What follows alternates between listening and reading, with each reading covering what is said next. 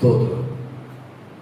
கர்த்தருக்கு பிரியமான விசுவாச பிள்ளைகளே, சொந்தங்களே, சத்தத்தை தூரமாக கேட்கிற தேவனுடைய பிள்ளைகளே, யாவருக்கும் ஆண்டவராகிய இயேசுவின் நாமத்தில் வாழ்த்துக்களை தெரிவித்துக் கொள்கிறேன். இந்த உயிர்த்தெழுந்த பண்டிகை நாளிலும் நாம் கிருபையாக கர்த்தரை பாடி துதித்து ஆராதிப்பதற்கு ஆண்டவர் கிருபை பாராட்டி இருக்கிறார். இப்பொழுது நாம் கர்த்தரை வார்த்தை தியானிக்க இருக்கிறோம். ஜெபத்தோடு எதிர்பார்ப்போடு கேளுங்கள், கர்த்தர் நிச்சயம் ஆசீர்வதிப்பார். இந்த வாரத்திலும் தேவனுடைய வார்த்தை அப்படிங்கிற தலைப்புல நாம் தியானிக்க இருக்கிறோம். இந்த வாரம் முழுவதும் அந்த வார்த்தையை தியானிக்க இருக்கிறோம். அதுக்கு ஏற்றபடி எதிர்பாராத நேற்று வித்தியாசமா அந்த வீடியோ எடுக்கிறதுக்கு விஷயம் வசனங்களை மேற்கோள் காட்டி வசனத்தை ஒரு வசனத்தை பார்க்கும்படியாக நினைச்சு பார்க்கல. ஆனால் ஆண்டவர் அப்படி ஒரு ஞானத்தை கற்று கொடுத்தார். எங்கேயாவது வெளியில போய் தான் எடுக்க நினைச்சோம். ஆனால் போன நேற்று என்ன தெரியல, இந்த வார செய்திகள் எல்லாமே சபைக்குள்ளே இருந்தது. இந்த வசனங்களை மையமாக வைத்து பேசும்படியாக நினைவை கொடுத்தார். அது முடிஞ்சு வந்தா பார்த்தோம், ஓகோ இந்த வார செய்தி கர்த்தருடைய வார்த்தை தியானிக்க இருக்கிறோம். ஆகவே வார்த்தைகளையே அந்த வீடியோவில் பிள்ளைகள் பார்க்கும்படியாக ஆண்டவர் நடத்தி இருக்கிறார். இதெல்லாம் பார்க்கும்போது தான் இந்த காலை மன்னாவுடைய கர்த்தர் நடத்துகிறார் என்று சொல்லி நல்ல ஒரு விசுவாசம் இருக்கு. நிறைய காரியங்களை கர்த்தர் நடத்தி கொண்டு இருக்கிறார். அதெல்லாம் காரணமுடைய ஜெபம். ஒரு சில பேருடைய ஜெபம், தேவனுடைய கிருபை. ஆண்டவர் சத்தத்தை கேட்கிறவர்களை ஆசீர்வதிக்க விரும்புகிறார், பயன்படுத்த விரும்புகிறார், வரைக்கு ஆயத்தப்படுத்துகிறார். அதனாலதான் கர்த்தரை பயன்படுத்தி கொண்டிருக்கிறார். தொடர்ந்து செவியுங்க, இன்னும் கர்த்தர் பெரிய காரியம் வாழ்க்கையில செய்வார். ஸ்தோத்திரம். மத்தேயு சுவிசேஷம் 24ஆம் அதிகாரம் 35ஆம் வசனத்தை வாசிப்போம். வானமும் பூமியும் ஒழிந்து போகும், என் வார்த்தைகளோ ஒழிந்து போவதில்லை. சரி, நீங்க இதே வசனத்தை பார்த்தா மார்க் 13:31 வாசிங்க. லூக்கா 21:34 வாசிங்க. இதே வார்த்தை இருக்கு, வாசிக்க கேளு. மத்தேயு 24:35, மார்க் 13:32, லூக்கா 21:33. 3 புஸ்தகங்களையும் இந்த வார்த்தையை பார்க்க முடியும். வானமும் பூமியும் ஒழிந்து போகும், என்னுடைய வார்த்தைகள் ஒழிந்து போகாது என்று சொல்லி பார்க்கிறோம். எப்ப இயேசு சொன்னார் அப்படின்னா, அந்த அதிகாரம் முழுவதும் ஆண்டுடைய வருகைக்கான அடையாளங்கள், வருகைக்கு நாம் ஆயத்தப்பட வேண்டிய காரியங்கள், அதை குறித்து தான் சொல்லி இருக்கிறார். சொல்லிட்டு தான் நான் சொன்ன இந்த வார்த்தை ஒழிந்து போகாது. பொதுவா எந்த வார்த்தையுமே ஒழிந்து போகாது. ஆண்டுடைய வார்த்தை எந்த வார்த்தை ஒழிந்து போகாது. ஆனா வருகையின் அடையாளங்களை தெளிவாக சொல்லிட்டு தான் அந்த வார்த்தை சொன்னார். மற்ற வார்த்தைலாம் நீங்க ஒருவேளை எப்படி கை கொள்வீங்களோ கை கொள்ள மாட்டீங்களோ, விசுவாசிக்க மாட்டீங்களோ, அது பெரிய காரியம், உங்க காரியம் அது. ஆனால் இந்த வார்த்தை மிகவும் அவசியமான, மேன்மையான, முக்கியமான வார்த்தை, வருகைக்கான அடையாளங்கள். அதை சொல்லிட்டு இந்த வார்த்தை சொல்லுறாரு. வானம் பூமி ஒழிந்தாலும் இந்த வார்த்தை என்ன செய்யாது? ஒழியாது. அவர் வார்த்தையால் உண்டாக்கப்பட்ட வானம், வார்த்தையில் உண்டாக்கப்பட்ட பூமி, வார்த்தையில் உண்டாக்கப்பட்ட உலகம். அப்போ இந்த வானம் பூமி உலகத்தை காட்டிலும் மேன்மையானது, வல்லமையானது, அதிகாரமுடையது கர்த்தருடைய வார்த்தை.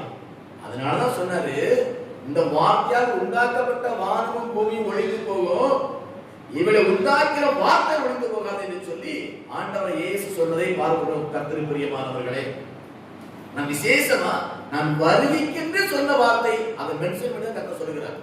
ரொம்ப கவனமா இருக்கணும். சொல்லிட்டு நீங்க பாத்தீங்கன்னு சொன்னா, அந்த மத்தேயு சுவிசேஷம் 24ஆம் அதிகாரம் நீங்க 42ஆம் வசனம் வாசிங்க. 42, 44.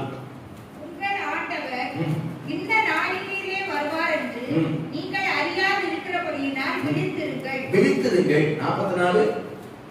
நீங்கள் நினையாத நாளிலே மனுஷகுமாரன் வருவார், ஆதலால் நீங்களும் ஆயத்தமாய் இருங்கள். விழித்திருங்கள், ஆயத்தமாய் இருங்கள். மற்ற மார்க் சுவிசேஷம் 13ஆம் அதிகாரம் 33ஆம் வசனம் வாசிங்க.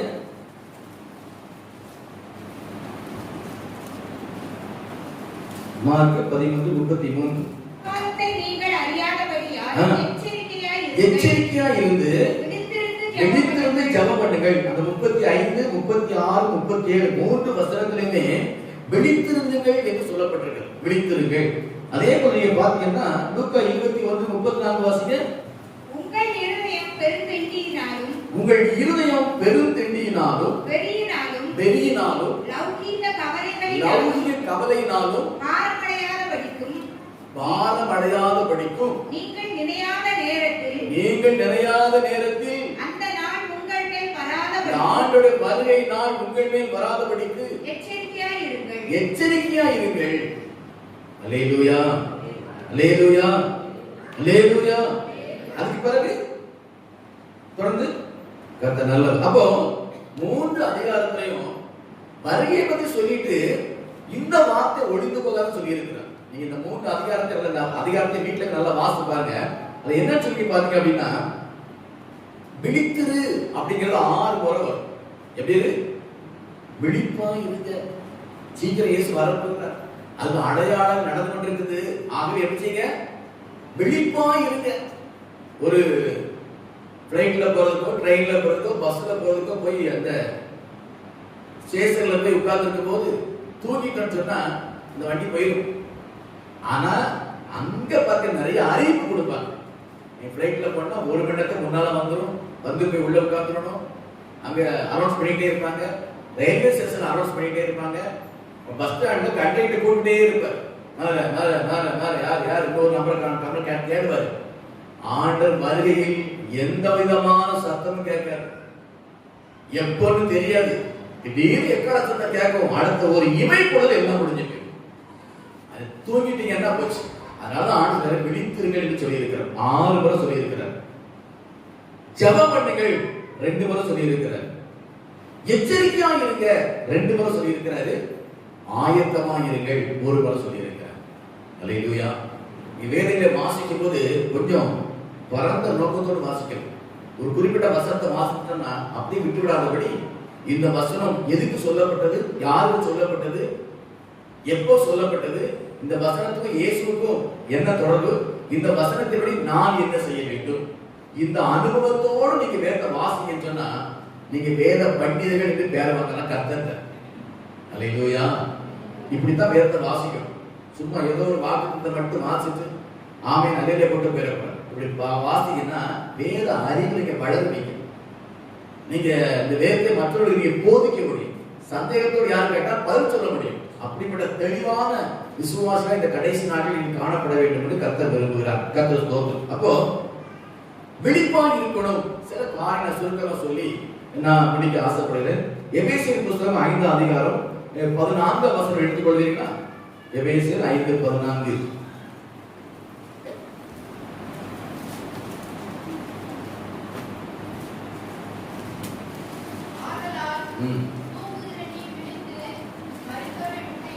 தூங்குகிற நீ விழித்து மரித்தோரை விட்டு எழுந்து. செத்து போன ஆட்கள் கூட யாருமே படுக்க மாட்டாங்க. அப்படி படுத்தவங்க சரி இருக்கிறாங்க. மரித்தோர் சொல்லும் போது ஜீவன் இல்லாத, அதாவது நித்திய ஜீவனுக்கு ஆயத்தம் இல்லாத, கிறிஸ்துவின் ஜீவன் இல்லாத ஜனங்கள் என்று சொல்ற ரட்சிக்கப்படாத ஜனங்கள். இதை பிசாசானவன் தேவனுடைய பிள்ளைகளை வருகைக்கு ஆயத்தமா இல்லாதபடி, தேவ கரத்தில் பயன்பட முடியாதபடி செய்யற ஒரு தந்திரம் சொன்னா, அவிசுவாசிகள் கூட உட்கார்ந்து நேரம் செலவழிப்ப வைப்பாங்க. அது கொஞ்சம் ஜாலியா இருக்கும். அவிசுவாசி கூட பேசினா நல்லா நேரம் போகும். விசுவாசி கூட செல்போன்ல பேசுங்க, ஒரு 2-3 நிமிஷம் 5 நிமிஷத்துல பேச்சு முடிஞ்சிடும். அவிசுவாசி கூட பேசுங்க, மணிக்கணக்காக பேசிக்கிட்டு இருப்பாங்க. ஊரு உலகம் எல்லாத்தையும் பேசுவாங்க. இது சூழ்நிலையில பிசாசு ஏற்படுத்துற உபாய தந்திரம் இது. இப்படி ரட்சிக்கப்படாத ஆவிக்குரிய வார்த்தையை மரித்தோரா இருக்கிறவர்களோடு நீங்களும் உட்கார்ந்து மரித்த மந்த நிலைக்கு போய்விடாதபடி விழிப்பா இருங்கள். அங்கிருந்து கொஞ்சம் வெளியில வந்துருங்க. அப்பதான் நீ கர்த்தருடைய கருத்தில் பயன்பட முடியும், கர்த்தர் வரைக்கும் ஆயத்தப்பட முடியும். ரொம்ப ஜாக்கிரதையா இருக்கணும். பிள்ளைகள் எல்லாம் ஆன்லைன்ல கிளாஸ் நடக்குது, எல்லாமே நிறைய ஆன்லைன் நடந்துகிட்டு இருக்குது. இது நல்ல காரியம். இதனால ஒரு சிலர் தேவனுக்கு கொடுக்க வேண்டிய நேரத்தை கொடுக்காதபடி, தேவனோட நேரத்தை செலவழிக்காதபடி, தேவனோட வார்த்தையை தியானிக்காதபடி ஆன்லைனே மூழ்கி இருக்கிறாங்க. நல்ல அறிவாளி, நல்லா படிச்சு நல்ல மார்க் வாங்கிடுவோம். ஒருவேளை பேப்பர் பேர் வந்துடும், மாநிலத்தில் முதல் மாணவி முதல் மாணவன் பேர் வந்துடும்.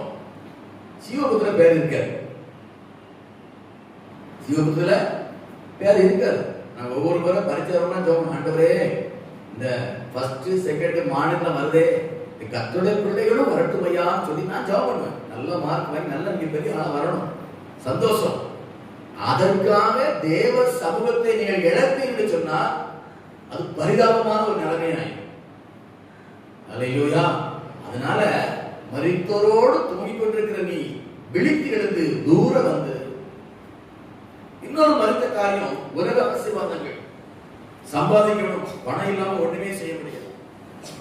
நான் அந்த அடக்காரங்க கேட்கும்போது அந்த அந்த வண்டி பார்த்தீங்களா, அந்த என்ன சொல்லுவாங்க, இறந்தோட கொண்டு வர வண்டிக்கு பதிலா ஒரு வாசம் எழுதியிருந்தாங்க, கருவில் இருந்து கல்லறை வரை சில்லறை இல்லாமல் முடியாது. என்ன எழுத பாருங்க, கருவிலிருந்து கல்லறை வரை சில்லறை அவசியம். ஒரு பாஸ்டர் அதை சொல்லி பேசுறாரு, நம்ம தலைமை பாஸ்டர் ஜான்சன் சொன்னாங்க. அதையும் சொல்லி கருவிலிருந்து கல்லறை வரைக்கும் சில்லறை அவசியம், கல்லறைக்கு பிறகு சில்லறை செல்லாது. அல்லேலூயா. கல்லறைக்கு போன பிறகு சில்லறை என்ன செய்யாது, செல்லாது. உனக்கு அந்த சில்லறை வச்சு ஒண்ணு சாதிக்க முடியாது. ஆவி போயிட்டு அப்படின்னா கர்த்தர் அழைச்சிட்டு எத்தனை கோடி செல்வங்கள் இருந்தாலும் தேவன் அந்த மரணத்தை தடுத்து நிறுத்த முடியாது. அதை வச்சு அவர் பேசுறாரு. நீ பிசாசு என்ன செய்யறான்னா, சில்லறையை நம்ம மனசுல கொண்டு வந்து வச்சு தேவ சமூகத்தை நம்ம இழக்கும்படியாக, தேவன் கொடுக்கிற நேரத்தை கொடுக்காதபடி சில்லறைய முகத்துல காட்டி காட்டி காட்டி விசுவாசிகளை இன்னைக்கு படுத்து தூக்க வச்சுக்கிட்டு இருக்கிறான். சம்பாத்தியம் உழைப்பு அவசியம். ஆனா ஜெபம், வேத வாசிப்பு, கர்த்தரை துதிக்கிற துதி இல்லாத சம்பாத்தியமும் வருமானமும் வீணா போயிடும்.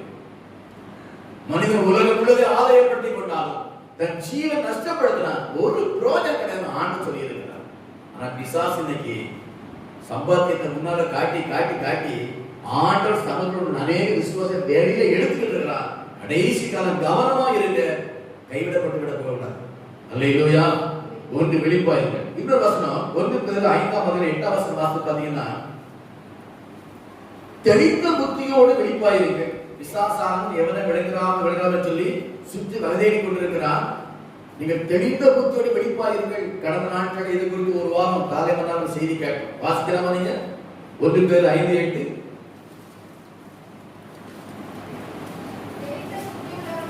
தெளிந்த புத்தி உள்ளவர்களாய் இருந்து விழித்திருங்கள். போதும், தெளிந்த புத்தியோடு விழித்திருங்கள். புத்தி நம்முடைய அறிவு, நம்முடைய ஞானம் தெளிவா இருக்கணும். அதுல கள்ளம் கபடு வித்தியாசமான சூழலில் காணப்படக்கூடாது. தூக்கிடுவோம், கைவிடப்பட்டுவோம். கடைசி காலம் தெளிந்த புத்தியோடு விழிப்பா இருக்கணும். ஏனோ தான் கொண்டு வாழக்கூடாது. பரவாயில்ல, நான் பிறந்த நாளிலிருந்து இயேசு வரான்னு சொல்லி தான் இருக்கிறாங்க, அது வந்த அன்னைக்கு பார்த்துக்கலாம். வந்த அன்னைக்கு பார்க்க முடியாது, வந்த அன்னைக்கு பார்க்க முடியாது. தெளிந்த புத்தியோடு இருங்க. புத்தி கெட்டு போய் சொல்லுவாங்க, சில தவறு நடக்கும்போது புத்தி கெட்டு போய் செஞ்சுட்டனே அப்படின்னு சொல்லுவாங்க.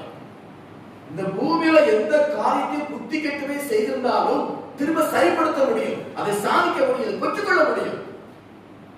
வருகையில் கைவிடப்படுவோம் என்று சொன்னால், அந்த காரியத்துல புத்தி கெட்டு போய் இருக்கும் என்று சொன்னால் திரும்ப நமக்கு வாய்ப்பே இல்லாம போயிடும். பிரியமானவர்களே, ஆகவே தெளிந்த புத்தியோடு வெளிப்பாக இருங்கள் கர்த்தர் சொல்லி இருக்கிறார். அப்போஸ்தலர் நடவடிக்கைகள் 20ஆம் அதிகாரம் 29ஆம் வசனம் எடுத்துக்கிறேன். நான் போன பின்பு மந்தையை தப்ப விடாத கொடிதான ஓநாய்கள் உங்களுக்குள்ளே வரும், உங்களிலும் சிலர் எழுப்பி ஒரு குடும்பத்துல ஒருத்தர் எழுப்பி அல்லது சபையில ஒருத்தர் எழுப்பி சீசரை இயேசுவிலிருந்து தங்களிடத்தில் இழுத்துக் கொள்ளும்படி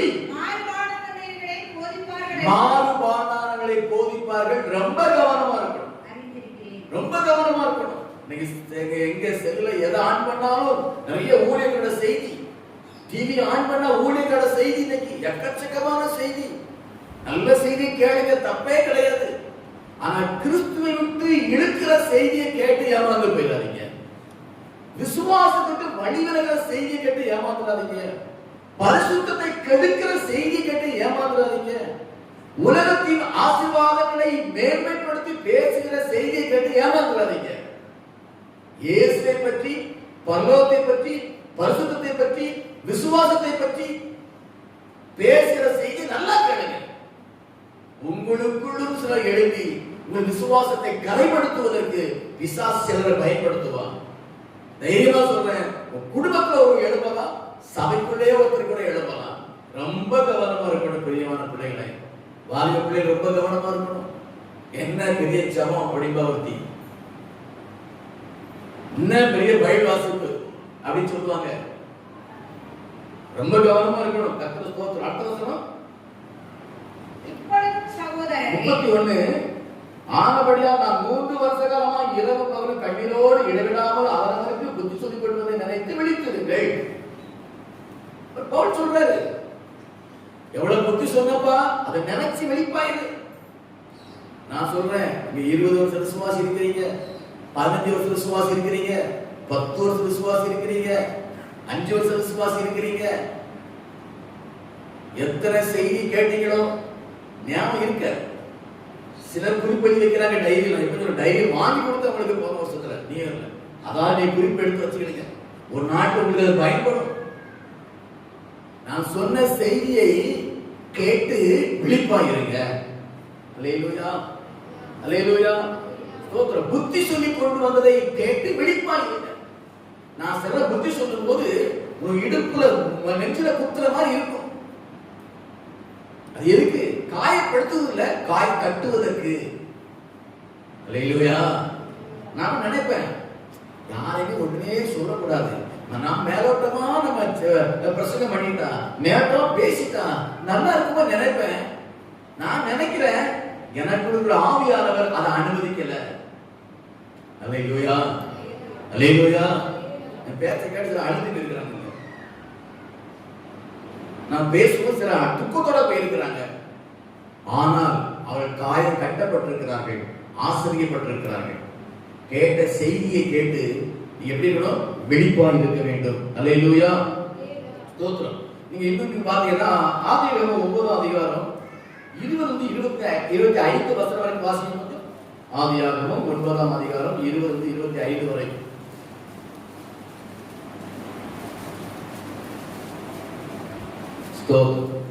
அதுக்கு பிறகு நியாயாதிபதிகள் 16-18 எடுத்து வச்சுக்கிறது. ஆதியாகமம் 9ஆம் அதிகாரத்துல 20ஆம் வசனத்தை சொல்லி இருக்கிறது. நோவா அவர் காலத்துல முழு உலகம் அழிந்தது, அவர் குடும்பம் காக்கப்பட்டது. அப்புறம் திராட்சை தோட்டம் கட்டினாரு, திராட்சை நல்லா மிகுந்த பலன் கொடுத்துச்சு. இப்ப திராட்சை பழம் நிறைய கிடைச்ச உடனே திராட்சை ரசத்தை ரொம்ப ஓவரா தாக்கா குடிச்சிட்டேன். இப்ப என்ன ஆயிப்போச்சு? அளவுக்கு மீறினால் அமிர்தமும் நஞ்சு என்று சொல்லுவாங்க பாத்தீங்களா? தாய் பால் ரொம்ப மேன்மையானது, அதுவே அளவுக்கு மீறினா அந்த பிள்ளைக்கு உயிரை கூட எடுத்துரும். அத போல அளவுக்கு மீறினா அமிர்தம் நஞ்சினபடி இவர் திராட்சை ரசத்தை ஓவரா அடிச்சுட்டு இப்ப வெறி பிடிச்சிட்டு வெறி கொண்டா. அப்புறம் இப்போ தப்பா நினைக்க கூடாது, தெரிஞ்சு வச்சுக்கணும். இப்ப அந்த வெறி வந்த உடனே உலக படுத்திருக்கிறாரு, பத்திரம் விலகி இருக்குது, அவருக்கு தெரியல. ஏன்னா சுய புத்தி இல்ல. நான் எப்ப சொல்ல போறீங்களா, எப்போ பிள்ளைகள் யாரா இருந்தாலும் தூங்கும் போது கவனமா தூங்கணும்.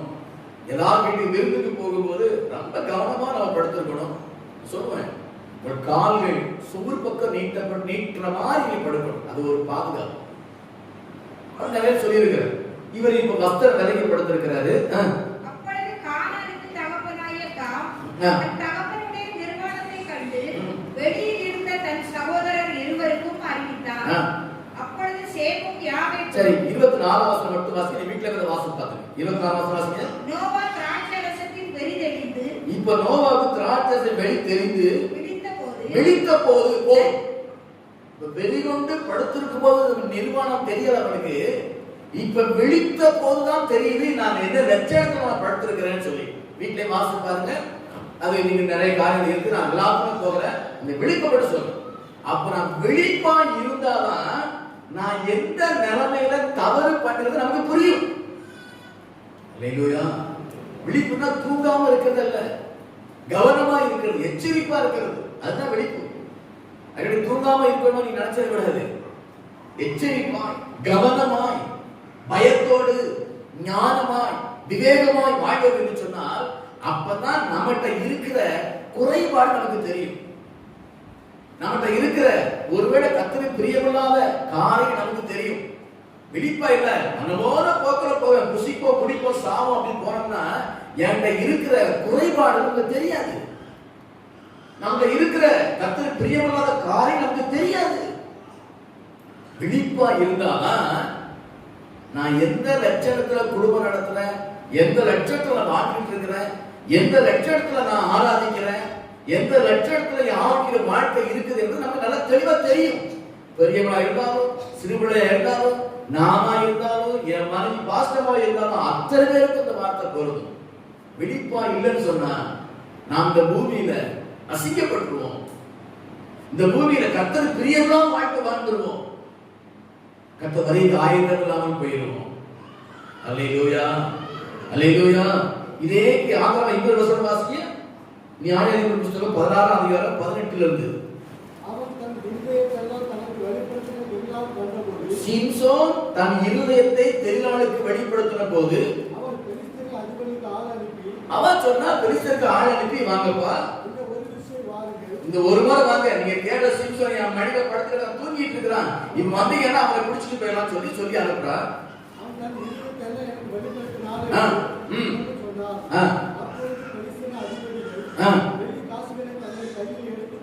பெலிஸ்தீன் அதிபதிகள் அந்த அவளுக்கு பரிசு கொடுக்கும்படியாக காசை எடுத்துக்கிட்டு வந்தாங்க. இவ என்ன பண்றா, அவனை சிம்சோனை இவள் தன் மடியில் நித்திரை பண்ணும்படியாக வைத்திருக்கிறாள். அல்லேலூயா, அல்லேலூயா. தப்பா நினைக்க கூடாது, எனக்கு உங்களுக்கு தான் கர்த்தர் பேசி இருக்கிறார். எங்க நம்ம இருக்கணுமோ அங்கதான் இருக்கணும். நான் நிறைய சொல்லுவேன் பெற்றோருக்கு, வாலிப பிள்ளைகள் நீங்க போகாத இடத்துக்கு போகக்கூடாது. விளக்கு வைப்பதற்கு விளக்கு ஏற்றின பிறகு வாலிப பிள்ளைகள் தேவையில்லாம இன்னொரு வீட்டுக்கு போகக்கூடாது. சித்தப்பா வீடா இருக்கட்டும், அண்ணன் வீடா கூட இருக்கட்டும், அக்கா வீடா கூட இருக்கட்டும், போகக்கூடாது. பலமுறை சொல்லி இருக்கிறேன், ஆபத்து அங்கதான் இருக்கு உங்களுக்கு. தம்பிமாருக்கு சொல்றேன், நேரம் கெட்ட நேரத்துல தேவையில்லாத இடங்களுக்கு போகக்கூடாது. பெரியவங்களும் போகக்கூடாது, நானும் போக மாட்டேன். அப்படி நான் என்னைக்காவது ஒரு வீட்டுக்கு தனியா வந்திருக்கு, நான் ஜெபம் பண்றதுக்கு வரமாட்டேன். ஏன்? நீங்க என்ன பாவினா அர்த்தமா? நீங்க நல்ல பரிசுத்தம் வாங்கலாம். நானும் கர்த்தருக்கு கிருபையால பரிசுத்தமா இருக்கிறேன். ஆனாலும் கூட சூழ்நிலைகள் எதிரடையால் மாறிவிடக்கூடாது என்பதற்காக நான் கவனமா இருக்கிறேன். உங்களுக்கு நான் அந்த கவனத்தை நான் போதிக்கிறேன். எங்க இருக்கிறோம், எந்த நேரத்துல எங்க இருக்கிறோம் தெரியணும். ஒரு தாய்க்கு ஒரு தகவல், என் பிள்ளை எங்க போறான் எங்க வரான்னு தெரியணும். சில பெற்றோர் பிள்ளைகள் எங்க போறது தெரியலையா அப்படிம்பாங்க. உங்க பிள்ளைகள் நீங்க எங்கேயோ குளிக்கல அனுப்புறீங்கன்னு அர்த்தம். ஸ்கூலுக்கு போறாங்களா, காலேஜ் போறாங்களா, டியூஷன் போறாங்களா, வேலைக்கு போறாங்களா, எத்தனை மணிக்கு வருவாங்க உங்களுக்கு தெரியணும். 2 நிமிஷம் லேட் ஆகிட்டாங்க தேடணும், பிள்ளைகளை கேட்கணும். ஏன் 2 நிமிஷம் லேட் கேட்கணும்? அது எப்போவாது வரும், அது எப்போவாது போகணும் சொல்லுவீங்கன்னு சொன்னா நீங்கள் உங்கள் பிள்ளையை எங்கேயோ இழந்து கொண்டு இருக்கிறீர்கள். இந்த பிள்ளைகளை எங்கேயோ நீங்கள் உங்களிருந்து கை விலகி போய்கிட்டு அர்த்தம். நான் தப்பா குற்றமா சொல்லல. இந்த காலம் கடைசி காலம்ங்கிறதுனால பிசாசு எவரை விடுதலாமல் சுற்றி வகை தேடி கொண்டிருக்கிறபடினால ரொம்ப கவனமா இருக்கணும். அந்த தெரியலாத மடியில படுத்து கிடந்தா சிம்சோன் வெளித்த போது அவன் தெரிஞ்சது, ஐயோ எனக்கு ஆபத்து. கொண்டு போயிட்டான், கையை காலை கட்டி கொண்டு கண்ணை பிடிக்கி சித்திரவதை பண்ணிட்டாங்க. சத்தியம் தெரியும் உங்களுக்கு. விழிப்பா இருந்தாதான் நான் எங்க உட்கார்ந்துன்னு எனக்கு தெரியும். விழிப்பா இருந்தாதான் நான் எங்க போகிறேன்னு எனக்கு தெரியும். விழிப்பா இருந்தாதான் நான் சந்திக்கிற ஆள் எப்படிப்பட்டவன் எனக்கு தெரியும். தெரியல, ஒரு தேசியவா தேவனால் பிரத்யேகமா முன்குறிக்கப்பட்டு பிறந்தவன், நசரே விரதத்தோடு பிறந்தவன் சிம்சோன். சாசு வச்சுட்டா பாத்தீங்களா? தூங்கும் போது ஒண்ணுமே தெரியல. இப்ப யாருக்கு ஆடா, யார் வர போறா, என்ன நடக்க போது ஒண்ணுமே தெரியல. சொகுசான தூக்கம். ஆனா மடி அந்நிய மடி சுலமா தான் இருக்கும். அதுக்குள்ளதான் ஆபத்து இருக்குது, அதுக்குள்ளதான் அழிவு இருக்கிறது, அதுக்குள்ளதான் நம்ம மோசம் போயிடுவோம். விழித்த போது அது அடாடா மாட்டிக்கிட்டேனே. முன்கூட்டியே விழிப்பா இருந்தா இருக்கிற இடத்துக்கு போக ஆபத்து அறிந்து அங்க போகாம இருந்திருந்தா இந்த நேரம் வந்திருக்காரு. தேவனுடைய பிள்ளைகளே, கர்த்தருடைய வார்த்தை எனக்கும் உங்களுக்கு சொல்லியிருக்கிறார், விழிப்பாய் இருக்க வேண்டும். யாரோட பேசுறோம், யாரோட பழகிறோம், எங்க போறோம், எங்க உட்கார்றோம், யாரும் நேரம் செலவழிக்கிறோம், ரொம்ப கவனமா இருக்கணும். ஒரு இமை பொழுது தூக்கி மண்ண போடுவோம் சாஸ்திரம்.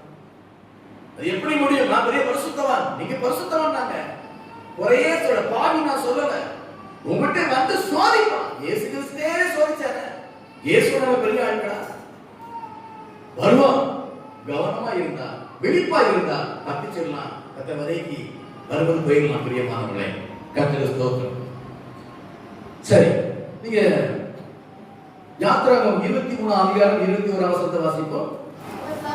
அவர் சமூகத்தில் எச்சரிக்கையா இருந்து விழிப்பா இருக்கணும், ஜெபம் பண்ணணும், அப்புறம் எச்சரிக்கையா இருக்கணும். அவர் சமூகத்தில் எச்சரிக்கையா இருந்து ஒரு வாக்குக்கு செவி கொடு, வாக்குக்கு செவி கொடு, எச்சரிக்கையாக வாக்கு செவி கொடுக்கணும்.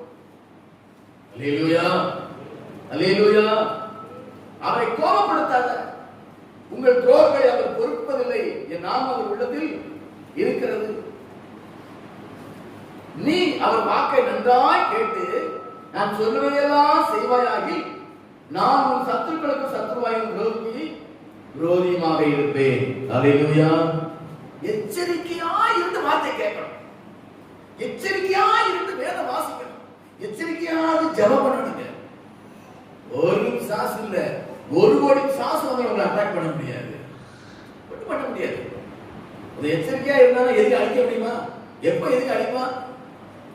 டீ குடிச்சுடுவோம், பின்னாலும் வெட்டி விடுவான். பைக்ல போயிட்டே இருப்போம், பின்னால் திடீர்னு காரணம் இடிச்சு கொண்டு கொடுத்தான். அப்பதான் பைக்ல வந்து பேப்பர்ல வாசிக்கிறோம், ஆயத்தமா நிற்கணும். நேர்மையா வந்து எவ்வளவு விட்டுறாங்க பாருங்க. எச்சரிப்பு இல்லாதபடி கவனம் இல்லாமல் இருக்கும்போது ஆபத்து ஏற்படுகிறது. நம்முடைய வாழ்க்கையில எச்சரிப்பா இல்லைன்னு சொன்னா, கவனமா இல்லைன்னா ஆவிக்கு ஆபத்து வந்துடும். ரொம்ப எச்சரிப்பா இருக்கணும். கர்த்தர் ஸ்தோத்திரம்.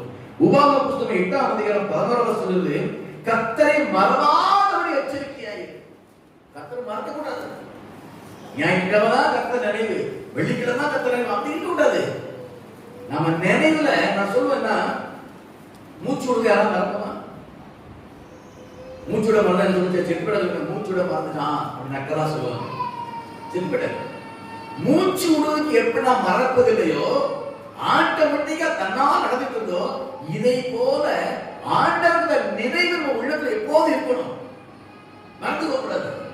எப்போது அவர் நினைவுல ஈடுபடுத்தினாலே அதுவே பெரிய பாதுகாப்பு, நமக்கு பெரிய பாதுகாப்பு. அது அப்படி இருந்து பாருங்க, ஒரு நாளைக்கு உள்ள சந்தோஷமா இருக்கும், சமாதானமா இருக்கும், நிம்மதியா இருக்கும், ஆறுதலா இருக்கும், தைரியமா இருக்கும், விசுவாசமா இருக்கும். அவருடைய நினைவில் நம்ம கவனமா இருக்கணும். கர்த்தர் ஸ்தோத்திரம். அவரை மறக்காதபடி எச்சரிக்கையா இருக்க வேண்டும். நீங்க உபாகமம் 18:13 சொல்லுது, கண்ட இடத்தில் தகன பலியை செலுத்தாதபடி எச்சரிக்கையா இரு. உலகம் கட்டுறாங்க, இங்க இருந்து பஸ் 10 மணிக்கு போறாங்க அப்படின்னா எத்தனை அந்த கோயிலை பார்க்கும்போதுலாம் அங்க அதுக்கு அதை வணக்க சொல்லுவாங்க, எங்க வேணும் சொல்லி கேட்பாங்க. அவங்க பக்தியை வெளிப்படுத்துறாங்க. நாம் அப்படி செய்யக்கூடாது. இது ஒரு பிசாசு தந்திரம். நம்ம சபையில எல்லாம் நல்லா இருக்கிறது பிரச்சனையே இல்லை. சில சபையில பாத்தீங்கன்னா மக்கள் பாத்தீங்கன்னாக்கி ஒரு இந்த வாரம் ஒரு சபை போனா அடுத்த வாரம் சபை போயிருங்க. இங்க ஆரம்பம் இங்க, உபவாசம் அங்க, ஐக்கியம் இங்க, உறவு இங்கோ பக்கம், இப்படி சில மக்கள் இருக்கிறாங்க உலகத்துல. இது ஒரு பிசாசுடைய பஞ்சமா. இது அவனை சபையில் நிலைத்திருக்க முடியாதது அலக்கழிக்கிறது. நான் ஒரு நாள் காலையில் நான் சில சொன்னேன், ஒரு சபையில் நாட்டப்பட வேண்டும், தொட்டி செடியா இருக்கக்கூடாது. என்ன செடி? குரோட் பெட்ஸா இருக்கக்கூடாது, தொட்டில இருக்கக்கூடாது, குறிப்பிட்ட அளவு வளராது. எவ்வளவு நாள் ஆனாலும் நான் ஒரு செடி அப்படி வச்சிருந்த தொட்டில வளர்ந்து அப்படியே நிக்குது. ஆனா வளர ஒரு நாள் பார்த்தா அந்த தொட்டி முழுவதும் வேறா இருக்கு. அது மாதிரி வேற வெளியே மண்ணே இல்லை, வளர முடியல. எடுத்து வெளியே வச்சு நல்லா வளர்ந்து, நீ நட்டு வச்சு வளர்ந்துருக்கு. உங்கள் தகன பலிகளை கண்ட இடத்தில் செலுத்தாதபடி நீங்கள் எச்சரிக்கையா இருக்க வேண்டும். அல்லேலூயா. கவனமா இருக்கணும். கர்த்தர் நல்லவர். இது நீங்க பாத்தீங்கன்னு சொன்னா, யோசுவாவின் புத்தகம் 23ஆம் அதிகாரம் 11ஆம் வசனம் இப்படி சொல்லி இருக்கிறது,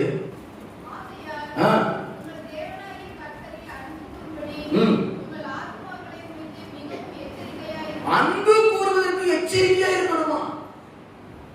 அன்பு கூறுவதற்கு ஆயத்தமா இருக்கணும். என் ஆண்டவருக்கு அன்பு செலுத்துவதற்கு, என்னை ரட்சித்த தெய்வம், எனக்கு ஜீவன் கொடுத்த ஆண்டவர், எனக்கு ரத்தத்துக்கு தெய்வம், எனக்கு சிலுவை சுமந்த ஆண்டவர், என் பாவத்தை மன்னித்த தெய்வம், என்னை கண்மணி போல காத்த தெய்வம், எனக்கு ஞானம் கொடுத்தவர், கிருபையா எனக்கு நன்மை செய்து கொடுக்கிற ஆண்டவர். அவன் அன்பு செலுத்துவதற்கு எச்சரிக்கையா இருக்கணுமா? அல்லேலூயா. பாட்டு பாடுவோம், அன்பு கூறுவேன், நம்ம நிறைய பாட்டு பாடுவோம், நல்லது நல்லது நல்லது. ஆனாலும் எப்போதும் நேசிப்பதற்கு நம்ம கொஞ்சம் கவனமா இருக்கணும். பிரியமானவர்களே, கர்த்தருக்கு ஸ்தோத்திரம். அதே நீங்க பாத்தீங்கன்னா மத்தேயு சுவிசேஷம் 7ஆம் அதிகாரம் 15 வசனம் சொல்லி இருக்கிறது, கள்ள தீர்க்கதரிசிகளுக்கு எச்சரிக்கையா இருக்கு. நிறைய ஊழியர்கள் வந்து சந்தோஷமா இருக்குது. சிலர் பாத்தீங்கன்னா வித்தியாசமான இன்னைக்கு தீர்க்கதரிசனத்தை குறித்து பெரிய ஒரு பட்டிமன்றம் நடக்கும். நம்ம அவங்களுக்கு யாரும் போட சொல்ல வேண்டிய அவசியம் இல்லை. யார் எப்படி இருந்து போட்டோம், நம்ம ஜெபம் பண்ணுவோம். நாம் அதுக்கு எச்சரிக்கையா இருக்க வேண்டும். தீர்க்கதரிசன ஊழியம் தான் ஆபத்தான ஊழியம் இருக்கிற ஊழியத்தில். ஏன்னா தீர்க்கதரிசனம் 3 விதத்துல வரும். கர்த்தருடைய ஆவியானவர், அசுத்த ஆவி, மனித ஆவி. இந்த 3லயும் தீர்க்கதரிசனம் வரும். நான் இருக்க வச்சுக்கீங்கன்னா மனித ஆவில எப்படி வரும்? நான் இந்த அக்காவை பார்க்குறேன், அவனுக்கு ஏதோ ஒரு விலைகள் எனக்கு தெரியும். பார்த்தோன்னே சொன்னாங்க, பசங்க வேறு காலில் நகை பிரச்சனை கட்டிக்கிட்டு. அப்போ எனக்கு ஒரு பாரம், ஐயோ சகோதரி காலில் பிரச்சனை இருக்குன்னு அந்த நினைவு இருக்கும்போது திடீர்னு எனக்கு என்ன வரும்? அவங்களுக்கு ஆதரவான வார்த்தை சொல்லணும் போல தோணும். அப்ப எனக்கு என்ன, திடீர்னு கர்த்தர் சொன்ன மாதிரி, சகோதரியே ஒரு கால்கள் புண்ணியத்தை கவலைப்படாது, கர்த்தர் புண்ணியத்தை ஆட்சி விடுவார். அவன் சொன்னாங்க, சொல்லிட்டாரு. எப்ப சொன்னாரு? வந்தவன காலை காட்டினாங்க, புண்ணு இருந்து என் மனசுல இருக்கிற அன்பின் மிகுதியினால சொல்லப்பட்டது இந்த தீர்க்கதரிசனம். இது கர்த்தர் சொன்ன வார்த்தை கிடையாது. அதே போல சில வேளையில பிசாசுகளும் உங்களை தீர்க்கதரிசன வசனங்கள் வாங்கிட்டு பிசாசும் பேசுவோம். ஆனா தீர்க்கதரிசனம் வந்து ரொம்ப ஆபத்தான ஊழியம், நல்ல ஊழியம், ஆபத்தான ஊழியம். எல்லா தீர்க்கதரிசனம் கேட்டு ஏமாந்து போயிடக்கூடாது. கர்த்தர் பேசினாரு, கர்த்தர் பேசினாரு, கர்த்தர் சொன்னாரு, கர்த்தர் சொன்னாருன்னு சில சொல்லிட்டே இருப்பாங்க. சில ஊழியர்கள் சொல்லுவாங்க, சில விசுவாசி சொல்லுவாங்க. கவனமா இருக்கணும். கர்த்தர் சொன்னது கையில இருக்கணும். வேத புத்தகத்துல கர்த்தர் சொன்ன வார்த்தை இருக்கு. தீர்க்கதரிசி மோசம் கிடையாது. ஆனா எல்லாமே சரி ஏமாந்து போயிடக்கூடாது, எச்சரிக்கையா இருக்க சொல்லப்பட்டிருக்குது. மத்தேயு 10ஆம் அதிகாரம் 17ஆம் வசனத்துல மனிதர்களுக்கு எச்சரிக்கையா சொல்லப்படும். மனுஷங்களுக்கு எச்சரிக்கையா இருக்கணும். மனிதர்கள் விசுவாசத்தை விட்டு வழி விலகுவதற்கு ஏதாவது உபாய தந்திரங்கள் செய்வாங்க. எங்க போற ஆராதனைக்கு?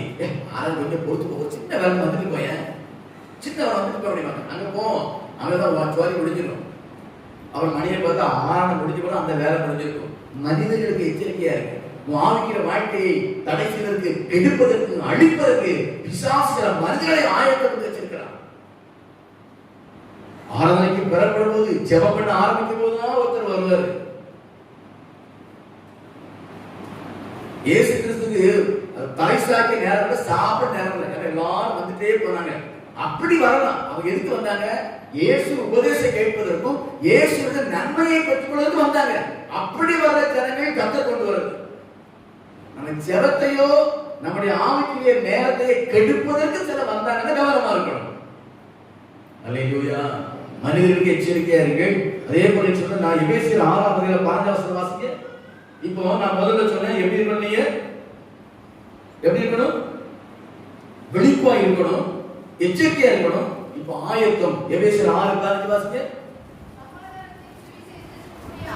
சமாதானத்தின் சுவிசேஷத்துக்கு ஆயத்தம் என்னும் பாதரட்சையை பாதத்தை கொடுத்துக் கொள்ளுங்கள். அதாவது சுவிசேஷம் சொல்வதற்கு ஆயத்தமா இருக்கணும். அல்லேலூயா.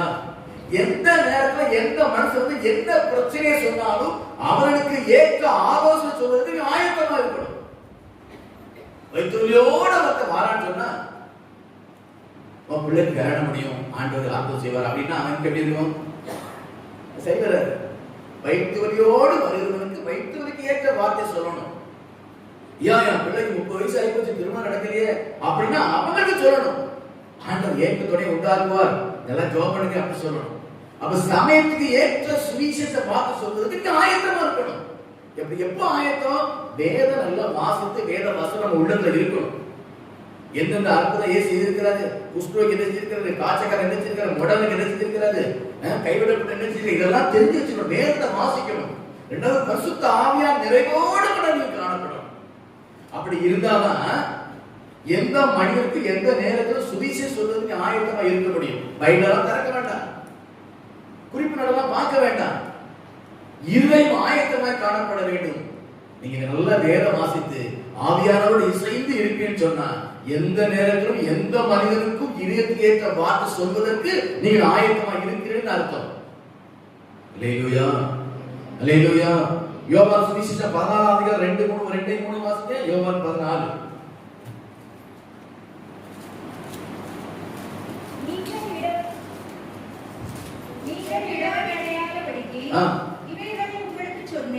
யோவான் சுவிசேஷம் 14:2-3. என் பிதாவின் வீட்டில் அநேக வாசஸ்தலங்கள் உண்டு, அப்படி இல்லாதிருந்தால் நான் உங்களுக்கு சொல்லி இருப்பேன், ஒரு ஸ்தலத்தை உங்களுக்கு ஆயத்தம் பண்ண போகிறேன். ஆண்டவராய் இயேசு நமக்கென்று அந்த பரலோக ராஜ்யத்தில் ஒரு இடத்தை ஆயத்தம் பண்ண போயிருக்கிறார். இப்பொழுது ஆயத்தம் பண்ணி கொண்டு இருக்கிறார். அங்க போகிறதுக்கு நாம் ஆயத்தமா இருக்கணும். அல்லேலூயா.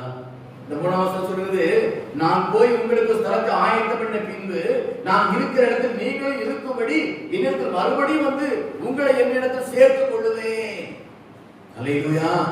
இந்த வார்த்தைக்கு நம்ம ஆயத்தமா இருக்கணும். நான் சொன்ன தேவ மனிதன் இறக்கிறதுக்கு முன்னாடி தூதர்கள் வந்திருக்கிறாங்க, என்னை கூட்டிட்டு போறாங்க. ஏசப்பா வழி எனக்கு ஆயத்தமா இருக்கிறது, என்னை வழிவிட்டு ஒப்புக்கொண்டு ஜோம் பண்ணி சொன்னார். பாத்தீங்களா, இதுதான் ஆயத்தம் உள்ள ஒரு வாழ்க்கை. என் ஆண்டவர் உங்களுக்கு எனக்கு ஒரு இடத்தை ஆயத்தம் பண்ணி கொண்டு இருக்கிறார். ஆயத்தம் பண்ணி வரும்போது அவரோடு கூட போறது நாம் ஆயத்தமா இருக்கணும். அதனால அந்த வருகிற அடையாளத்தெல்லாம் சொல்லிட்டு வானம் பூமி ஒளிந்து போன வார்த்தை ஒழியாது என்று சொல்லி ஆலோசனை கருத்து சொல்லி இருக்கிறார். அருமையானவர்களே, நான் இதோட முடிச்சிருந்தேன்.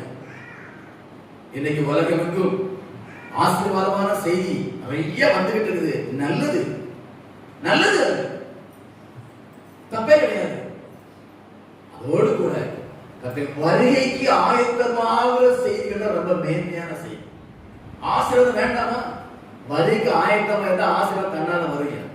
மத்திய 6:30 ரொம்ப பிடிச்சமான வாசகம். முதலாவது தேவன் ராஜ்யத்தை நீதி தேடல், அப்பொழுது எல்லாரும் கூட கொடுக்கப்படும். கர்த்தருடைய வருகைக்கு ஆயத்தோட ஒரு மனசு இருந்தான்னு சொன்னா உலக ஆசீர்வாதங்கள் எப்போ சொல்லி கால் மாட்டில் வந்து கிடக்கும், கால் மாட்டில் வந்து கிடக்கும். உலக ஆசீர்வாதத்தை தலைக்கு வச்சுக்கின்னு சொன்னாங்க உங்களுக்கு ஆபத்து. அதனால தேவனுடைய வருகைக்கு ஆயத்தமாக்குற வருகை குறித்த வசனங்களை அதிகமா வாசிக்க, அதிகமா தியானிக்க, அதை பத்தி பேசுங்க. அதுக்கு ஆயத்தமா இருங்க. அதுக்கு பின்னால இந்த உலகத்தில் இருக்கிற அத்தனை ஆசீர்வாதங்களை ஒரு குறையில்லாதபடி ஆண்டவர் அற்புதமாய் உங்களை கொடுத்து உங்களை ஆசீர்வதிப்பார். அல்லேலூயா, அல்லேலூயா. என்னை ஆசீர்வதியோ என்று சொல்றதை விட நான் ஒரு பிரியமாய் வாழ உதவி செய்யும் ஆண்டவரேன்னு சொல்லி பாருங்க, அது பெரிய ஜெபம். ஒரு பிரியமான வாழ்ந்தா அவர் நம்மளை ஆசீர்வதிக்கிறார். ஒவ்வொரு ஆசீர்வாதமா கேட்க வேண்டாம். எனக்கு மண்டைக்கு இப்படி வேணும், மூக்கு இப்படி வேணும், காதுக்கு வேணும், கைக்கு அது இது, என் பிள்ளைக்கு, என் பொண்டாட்டி, என் வீடு, என் வாசல், இதெல்லாம் மொத்தம் கேட்க வேண்டாம். உனக்கு பிரியமான வாழ்க்கை வாழ எனக்கு திரும்பிதாத ஆண்டவர் சொல்லி நீ அவர் பிரியமா வாழ்ந்துட்டீங்கன்னா போதும். ஒரு பிள்ளை தன் தகப்பனுக்கு பிரியமா வாழ்ந்தா அந்த தகப்பன் பிள்ளைகள் எல்லாம் தேவை கொடுப்பார், இல்லைன்னா கனவுல வாங்கி கொடுப்பார். அது எப்படி உண்மையோ பொல்லாதவர்களாக நம்முடைய தகப்பன் நமக்கு இப்படி கொடுப்பார் என்று சொன்னால், நீங்களாய் இருக்கிற ஆண்டவருக்கு பிரியமாய் வாழும் போது அவர் நமக்கு நன்மை செய்யாமல் இருப்பாரா? இருப்பாரா? அல்லேலூயா. அவருடைய வாழ்க்கை ஆண்டவரே வருகைக்கு ஆயத்தத்தோடு விழித்திருக்க வேண்டும். ஆண்டவரே எச்சரிப்பா இருக்க வேண்டும், ஜெபத்தோடு காணப்பட வேண்டும், ஆயத்தமா இருக்க வேண்டும். அது மாத்திரம் அநேகரை ஆயத்தப்படுத்த வேண்டும் சொல்லி நீங்க ஜெபம் பண்ணீங்கன்னா கர்த்தர் நிச்சயம் அப்படி நடத்துவார். முழங்கால் பண்ணிட்டு ஜெபம் பண்ணுவோம். ஸ்தோத்திரம் ஆண்டவரே. அல்லேலூயா. இயேசுவே, இயேசுவே, இயேசுவே, இயேசுவே, இயேசுவே. வருகைக்கான அடையாளங்கள் சொன்ன அத்தனை வாக்கு நிறைவேறி கொண்டிருக்கிறது. அதனால்தான் இந்த வானம் பூமி ஒளிந்தால் வார்த்தை ஒளியது நான் சொல்லியிருக்கிறார். இந்த வார்த்தையோட உள்ளத்தை எப்போது துணிக்கட்டும். இயேசு வரப்போகிறார், எனக்கு ஒரு இடத்தை ஆயத்தம் பண்ணி வைத்திருக்கிறார். அந்த இடத்துக்கு போறது நான் ஆயத்தமாக இருக்க வேண்டும். என் குடும்பத்தை ஆயத்தப்படுத்த வேண்டும், என் சொந்தங்களை ஆயத்தப்படுத்த வேண்டும், என் ஜனங்களை ஆயத்தப்படுத்த வேண்டும். வைராக்கியத்தின் ஆவியை கர்த்தர் நமக்கு அருள செய்யட்டும். கேளுங்க ஆண்டவரே, உமக்கு பிரியமான செய்ய கிருபைதாங்கப்பா, எச்சரிப்பாக கிருபைதாங்க, விழிப்பாக கிருபைதாங்க, ஜெபத்துல உங்க கருத்துக்கு கிருபைதாங்க, ஆயத்தமாய் கிருபைதாங்க. ஆண்டவரே சொல்லி ஜெபம் பண்ணுவோமா? அன்பின் பரலோக பிதாவே, அருமையாண்டவரே, நல்வார்த்தைகளை தந்ததுக்காக நன்றி செலுத்துகிறேன். சத்தத்தை கேட்ட ஒரு பிள்ளைகள் ஆண்டவரைக்கு ஆயத்தமாய் இருக்க கத்த கிருபைதான். ஆண்டவரே, விழிப்பாய் இருந்து ஜெபிக்க கிருபைதான், எச்சரிப்பாய் இருக்க கிருபைதான். தான் மாத்திரமல்ல, ஒரு கூட்ட மக்களை ஆயத்தப்படுத்துவதற்கு கிருபைதான். ஆண்டவரை ஸ்தோத்திரம். இயேசுவின் நாமத்தில் ஜெபித்து ஆசீர்வதிக்கிறேன். கர்த்தர் ஆசீர்வதி. இயேசுவின் நாமத்தில் வேண்டுகிறோம் நல்ல பிதாவே, ஆமென். எல்லாம் சேர்ந்து சொல்லுவோம். என் ஆத்துமாவே கர்த்தரை ஸ்தோத்திரி, என் முழு உள்ளமே பரிசுத்த நாமத்தை ஸ்தோத்திரி. என் ஆத்துமாவே கர்த்தரை ஸ்தோத்திரி, அவர் செய்த சகல உபகாரங்களை மறவாதே. ஆமென். கர்த்தராகிய இயேசு கிறிஸ்து கிருபையும் பிதாவுடைய அன்பும் பரிசுத்த ஆவியின் ஐக்கிய வழி நடத்தலும் நம் அனைவரோடு கூட சகல பரிசுத்தமான கூட ஆண்டு வரைவிட்டு காணப்படுவதாக. ஆமென். அல்லேலூயா, அல்லேலூயா, அல்லேலூயா. மீண்டும் நாளை காலை மன்னா செய்தி உங்களை தேடி வரும். ஆயத்தமா இருங்க, கேளுங்க, ஆசீர்வாதத்தை பெற்றுக் கொள்ளுங்க. கர்த்தர் ஆசீர்வதிப்பார். கர்த்தருக்கு ஸ்தோத்திரம். ஆமென். அல்லேலூயா.